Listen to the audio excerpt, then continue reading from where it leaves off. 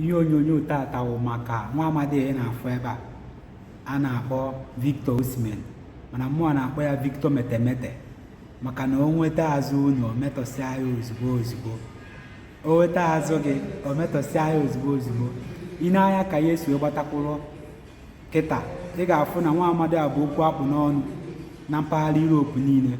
Klọb dịka PSG, Manchester United, Bayern Munich nakwa Chelsea na-achọ nwa amadi a mbiaka.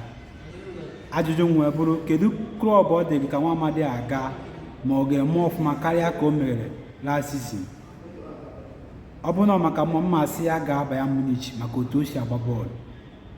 Ngwa tinyere anyị okwu na ngalaba okwu ma metụkwazịrị anyị aka n'akara ịfụnanya ma tụsakwazịrị anyị ozi a.